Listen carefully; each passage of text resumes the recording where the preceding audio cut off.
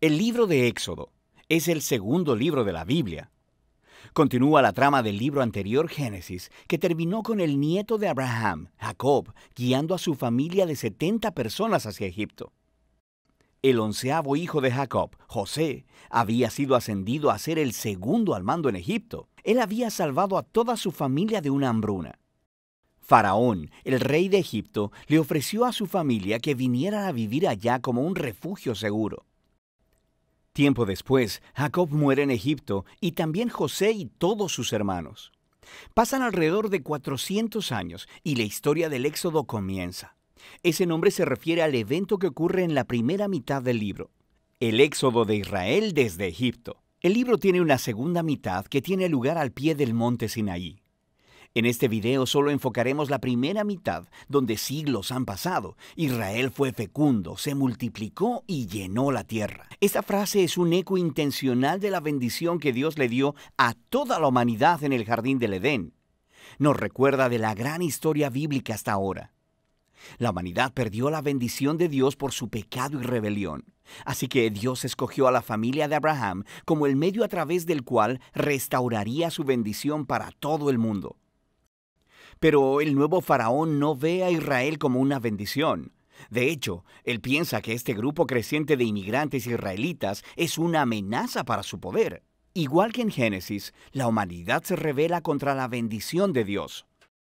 Aquí, Faraón intenta destruir la fuente de bendición de Dios, los israelitas. Él los esclaviza brutalmente, obligándolos a trabajos forzados, y luego ordena que todos los niños israelitas fueran ahogados en el río Nilo. Faraón es, hasta ahora, el peor personaje de la Biblia. Su reino ejemplifica la rebelión de la humanidad contra Dios. Faraón ha redefinido el bien y el mal de acuerdo a sus propios intereses, que aún el asesinato de niños inocentes se ha convertido en algo bueno para él. Ahora Israel clama por auxilio contra esta nueva Babilonia y Dios responde. En primer lugar, Dios da vuelta a la maldad de Faraón, cuando una madre israelita lanza a su hijo al río Nilo, pero en una cesta. Él flota sin peligro hasta donde está la propia familia de Faraón. Él es llamado Moisés y crece hasta convertirse en el hombre que Dios usará para vencer la maldad de Faraón. En la famosa historia de la zarza ardiente, Dios se le aparece a Moisés y le manda ir delante de Faraón y ordenarle que libere a los israelitas.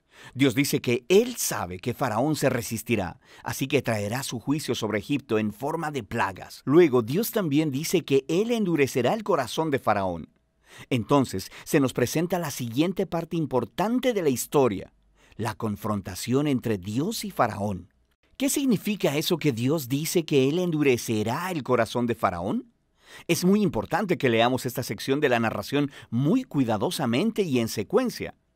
En el primer encuentro entre Moisés y Faraón, simplemente se nos dice que el corazón de Faraón se endureció. No hay implicación de que Dios hizo algo. En respuesta, Dios envía las primeras 5 plagas, cada una confrontando a Faraón y a uno de sus dioses egipcios.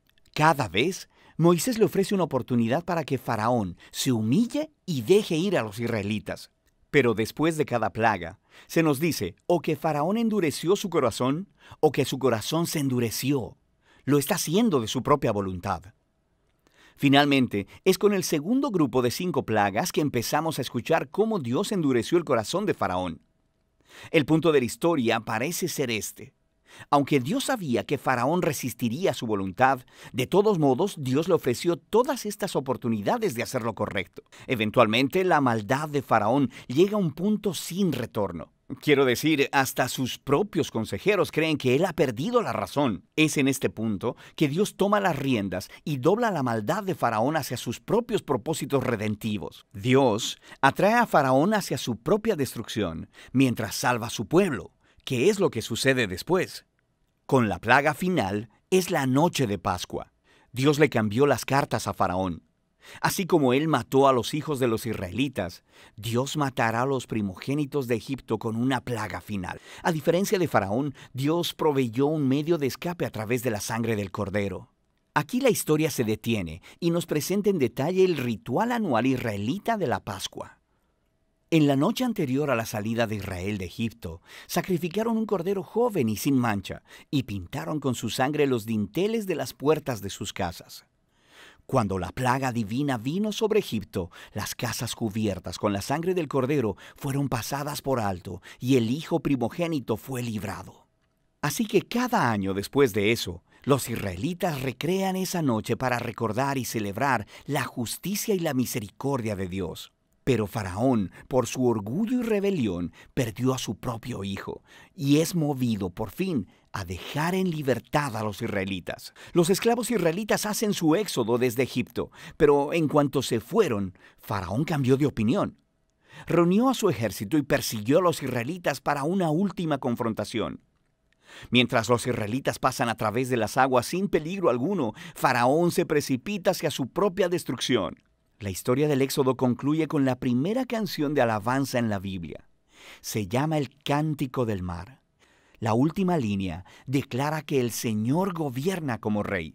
La canción cuenta poéticamente sobre qué trata la historia del reino de Dios.